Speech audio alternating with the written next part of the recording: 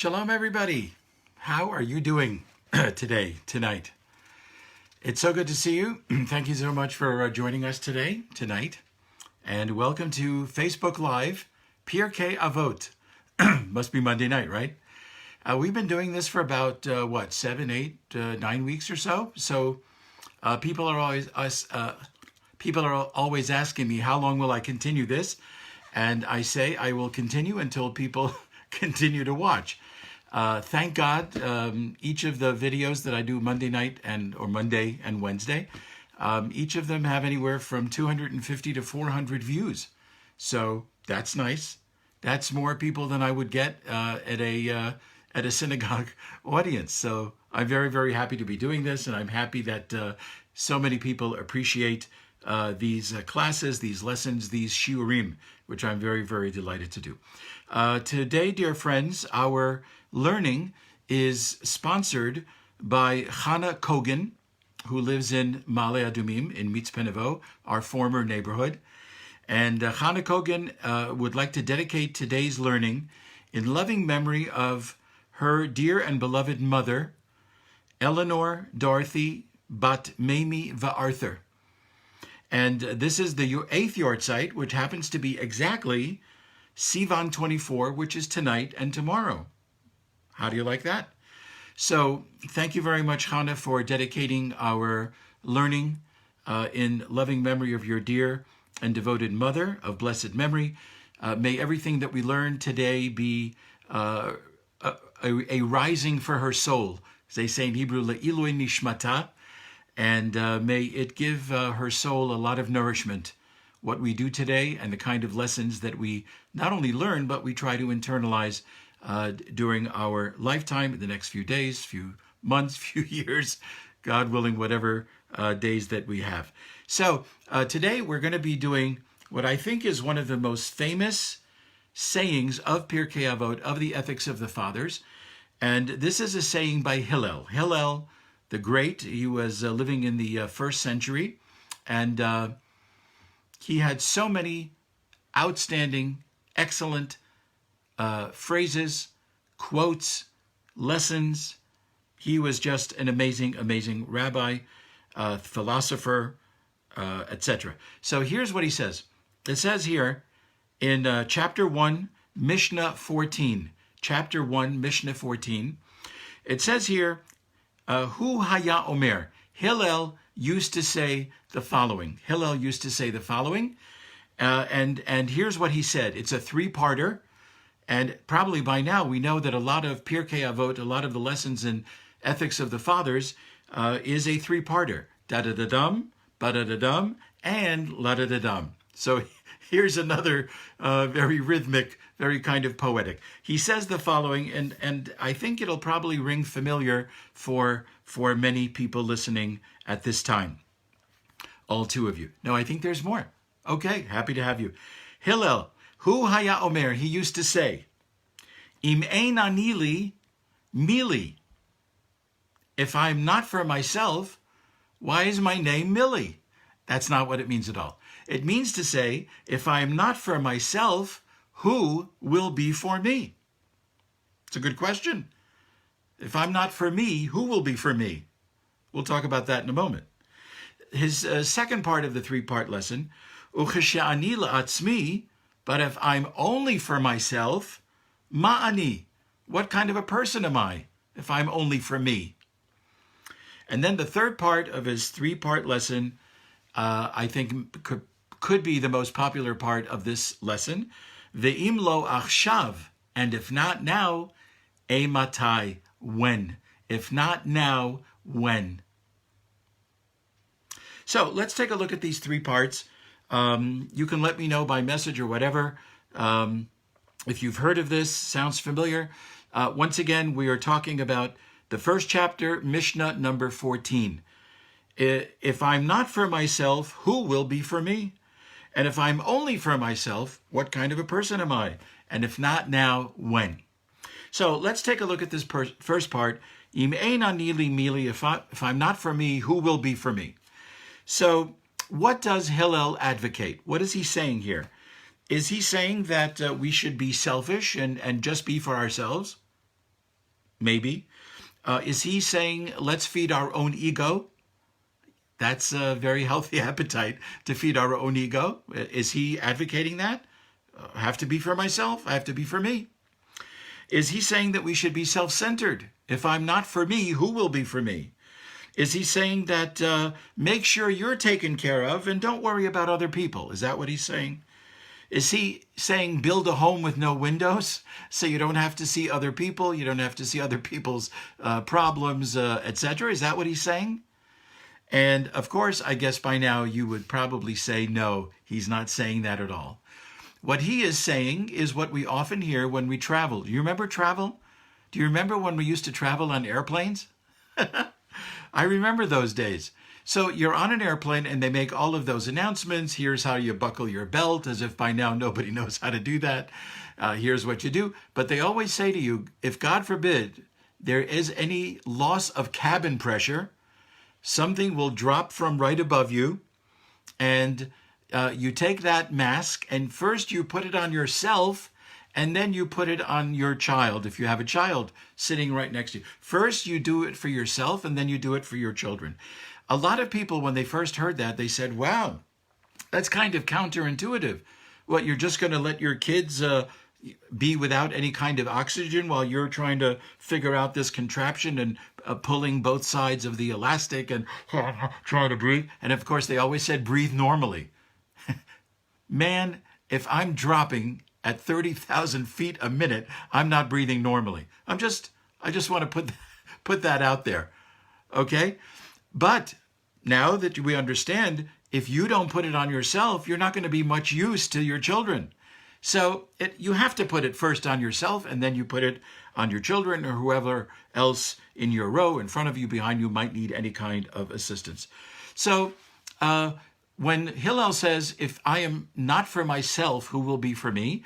This is a general kind of a statement which says, you've got to stand up for what you need, who you are, and if you're not going to do it, ain't nobody going to do it. So you have to do it yourself. You have to be responsible for what it is in your life that you need, that you're searching for, that you want. And if you're not going to be interested, then who will be interested if not you? Nobody can be more interested in your life than you are yourself. That's in general what he's saying. But because Pirkei Avot, Ethics of the Fathers, is a very, very spiritual work, commentators say what Hillel is really saying is that you not only have to take your life into your own hands, because nobody's going to care more about your life than you, but Hillel is also saying you have to take your spiritual life into your own hands. You have to know what your religion, what your faith is asking of you, what it requires of you. You have to know what responsibilities you have in whatever religion you are. Nobody else can do your spiritual life but you. And you have to be responsible, and you have to set your own goals. You have to know what you want. You have to know what you're looking for. You can ask other people for help, but ultimately you are the one responsible for your own spiritual life. This is what many of the commentators say Hillel is really saying. It's a spiritual message more than it is just a general be in charge of your life, grab your life by both hands. No, he's saying spiritually you are in charge. It reminds me of a story in the Talmud, in a tractate called Avodah Zarah, page 17. I don't remember if it's the A side or the B side. It's an unusual story of a man who visits prostitutes. I wouldn't make this up, and I wouldn't say it in this kind of a lesson if it wasn't a story from the Talmud. He visits prostitutes. He pays enormous amounts of money to go and find the finest and the best. And the Talmud describes how he would cross 7 seas. I don't mean the salad dressing. He would cross 7 seas to go and be with the best and the finest. And so the Talmud talks about this episode. He ends up with a woman who is very, very far away. He spent a lot of money to travel there, to pay her for her services. And the Talmud goes on to say that when they have completed whatever they were doing, she embarrassed him. And she said to him, You know, you're a Jewish person. What kind of a Jew are you that you do these things, that you spend so much money, that you traveled so far? You should be ashamed of yourselves. That's what she said to this man, whose name was Eliezer ben Dordia. You should be ashamed of yourself. And so she put him to shame. You're a disgrace, she said to him. And so he steps out, and the Talmud describes him as putting his head low between his knees and crying and crying and crying. And then he starts to say, "Heaven and earth, please plead for me." In other words, I want to repent. I don't know if I can do it on my own. Heaven and earth, please plead for me. The Talmud says the heaven and the earth respond, we got our own things to plead for. Okay, may the mountains and the hills please plead my case. And the mountains and the hills, according to the Talmud, say, we got our own things to plead for. The stars, the constellations, the sun and the moon, please plead for me so that I can repent. And all of those also say to him, no, we've got our own things to plead for. This is for you to take care of. This is for you to handle. And so finally, by the time he's done, he is weeping and crying so much that his soul leaves him. The understanding is that he has repented by feeling so terrible and so bad about all of these things that he did, that a voice comes out from heaven and says, we're glad you ran out of money.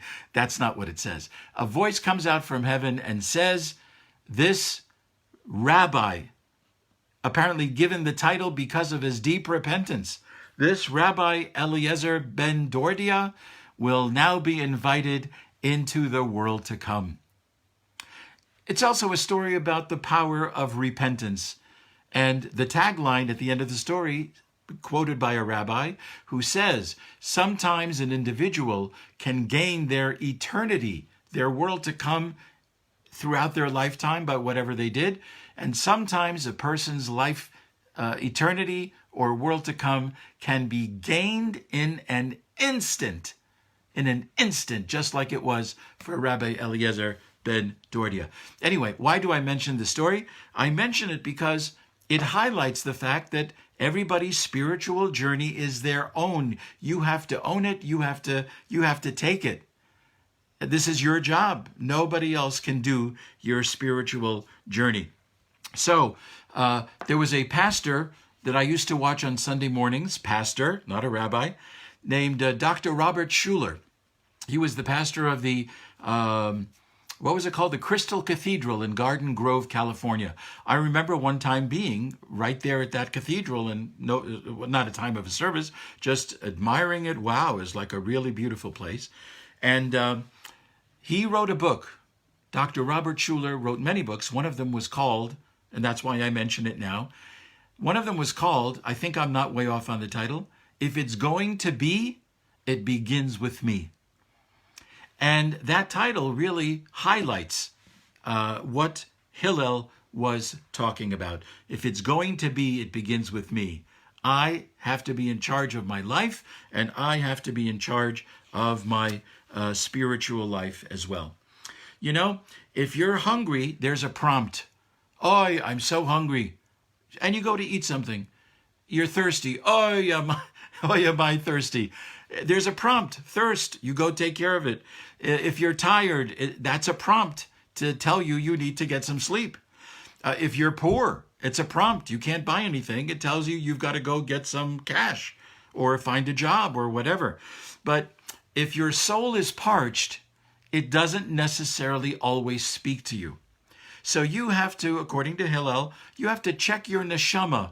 You have to check your soul on a regular basis. How am I doing spiritually? How is my spiritual life at this point?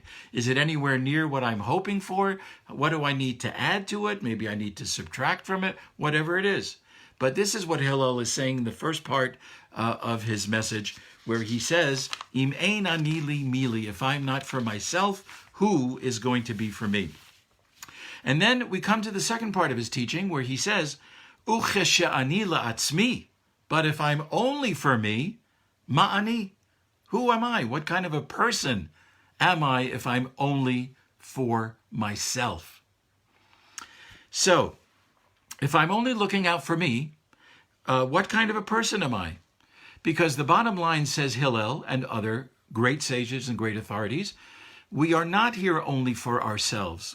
God did not put us on the earth in order to just look in a mirror and be concerned only with our own self-interest, self-aggrandizement, our own ego, etc.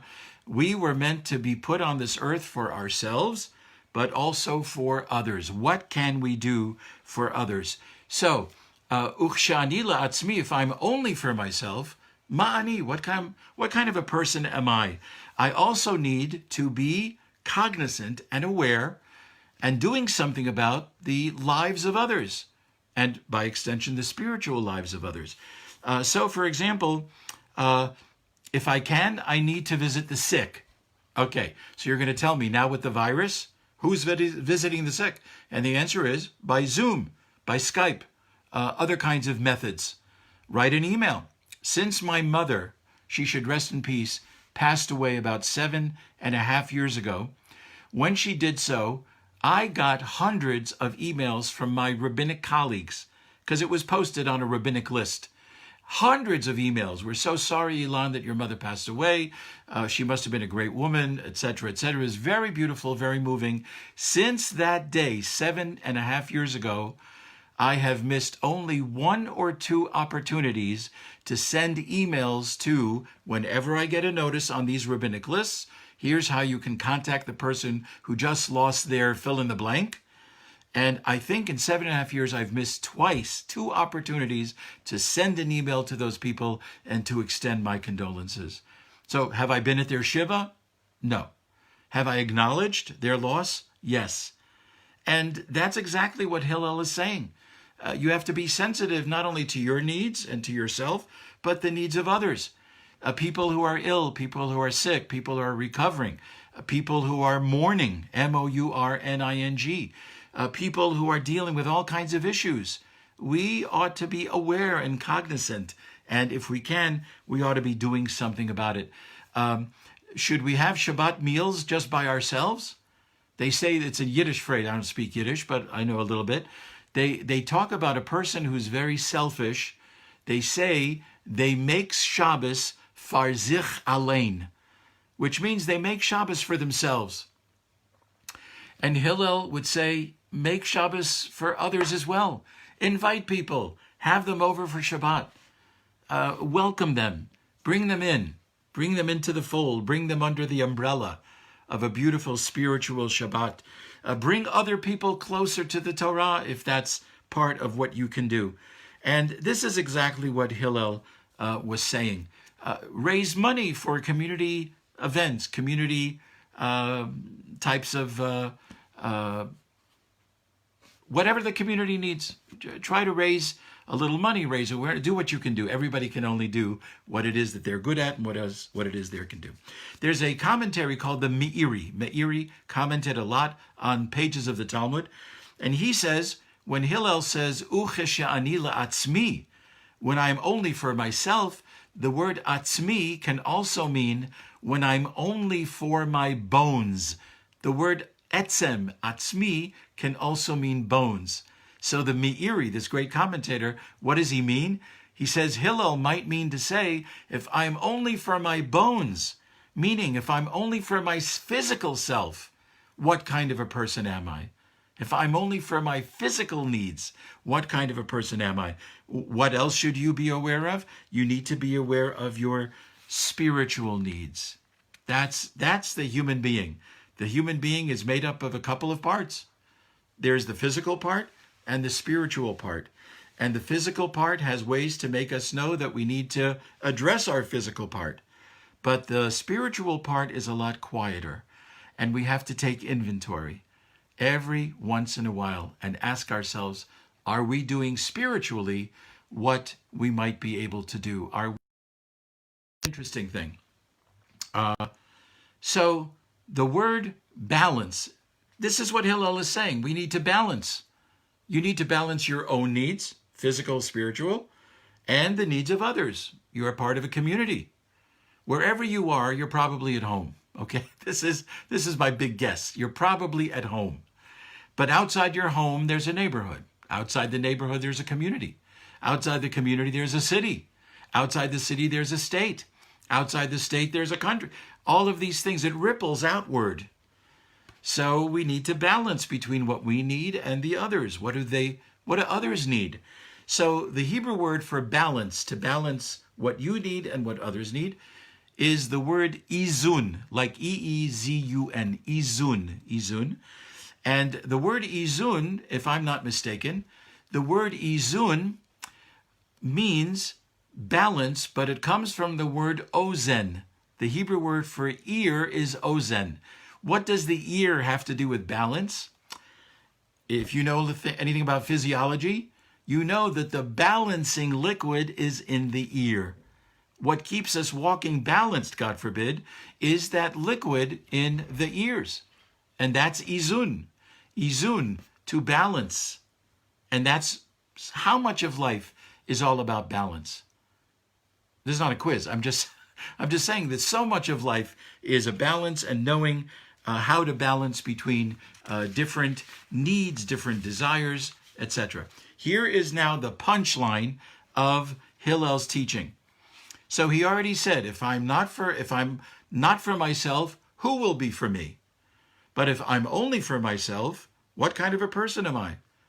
Taking care of physical, spiritual needs of myself and others, I need to do a balance. And now comes the clincher, part number 3. Ve'im lo achshav, ematai.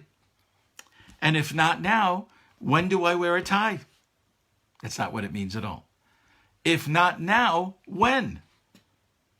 Whatever all of this is, the balance, my physical and spiritual needs, your physical and spiritual needs, if I'm not attentive to them now, or if I'm attentive to them and I don't work on it now, when am I going to do it? Now, this is the only shot we've got, Now, this is all we have. So I am reminded of many, many years ago when I was still reading the New York Times. I didn't know enough, so I was still reading it. I remember, I think it was right before Mother's Day one year, that AT&T, the big phone, are they still around? I don't know. AT&T, the big phone company, put a full-page ad into a New York Times just a couple of days before Mother's Day. Full-page ad. Do you know what that costs? I don't know what it costs, but I think it's hundreds of thousands of dollars. You may know better and let me know.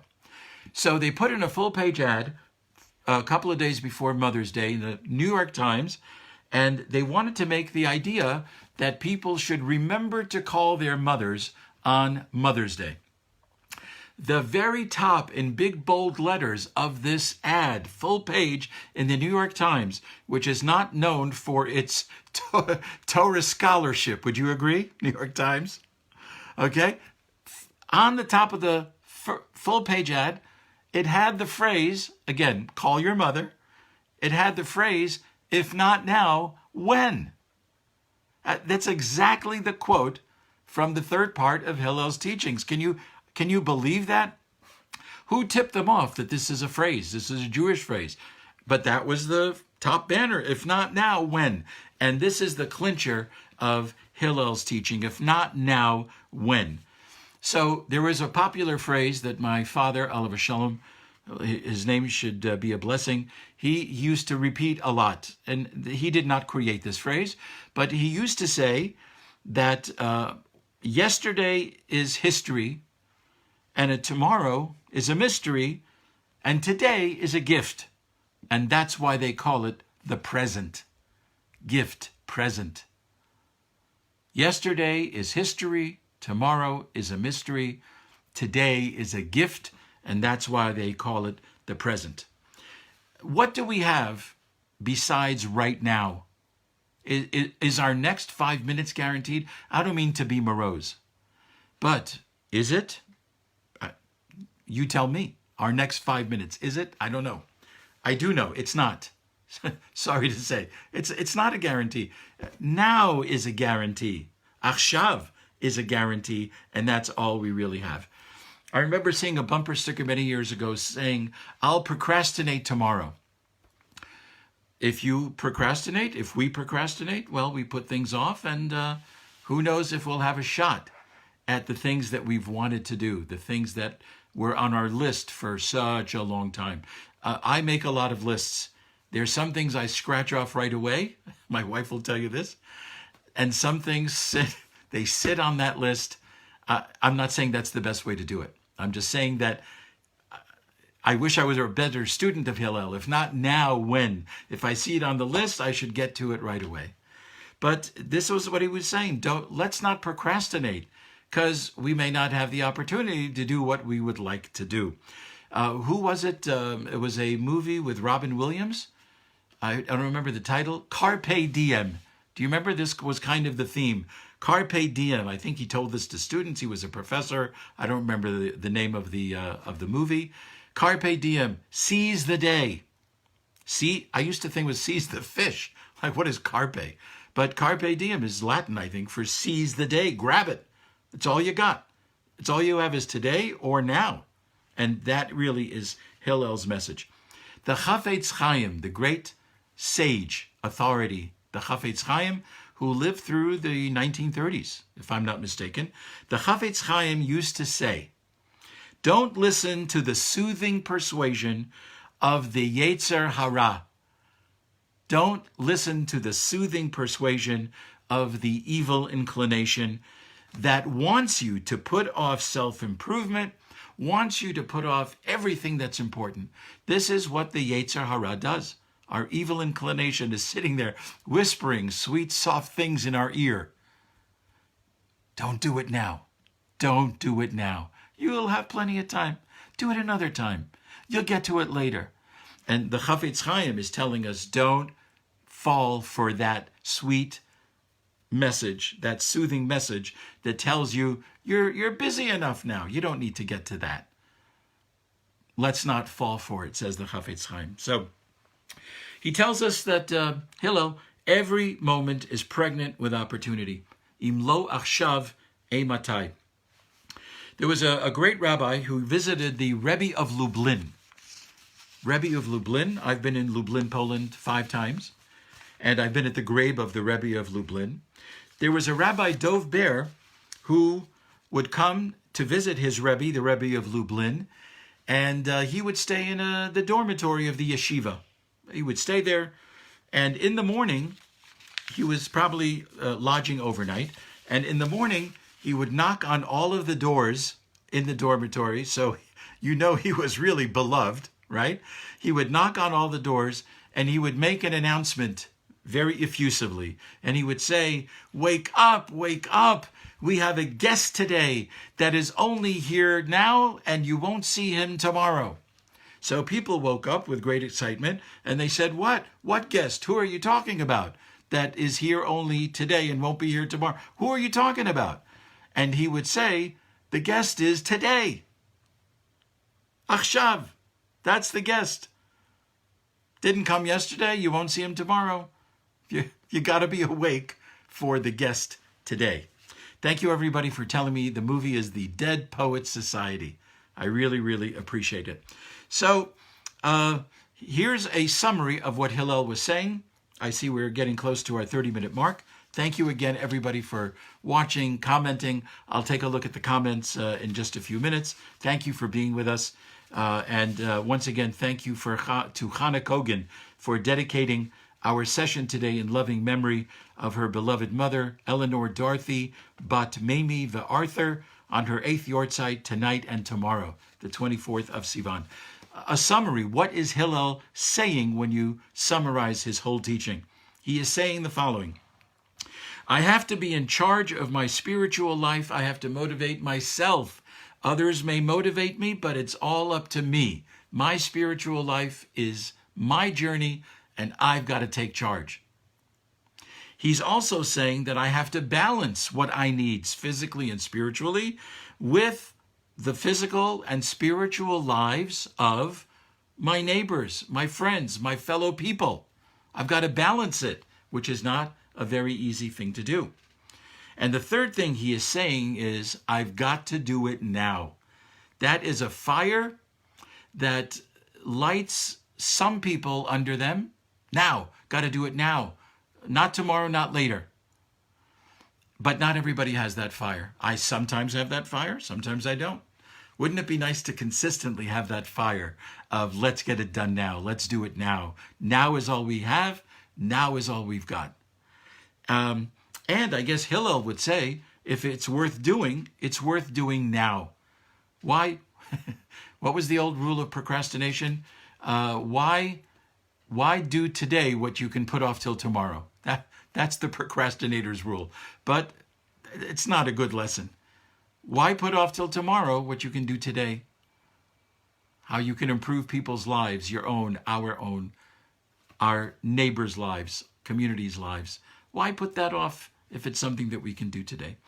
So, dear friends, that's the message from Hillel. I hope you enjoyed the message today. I thank you again for watching. I thank you all for your kind comments. I hope to reply to them in just a few moments, God willing. And if you're doing nothing on Wednesday at 8:30 Israel time, 1:30 Eastern Daylight Time in the United States, if you're doing nothing on Wednesday at those times, we'll be back for 5 Derech Eretz lessons in the Torah portion. So until then, dear friends, thank you again. Have a great day and a great night wherever you are. I appreciate your being here, and just be well, stay healthy, and stay safe. Shalom, everybody. Bye-bye.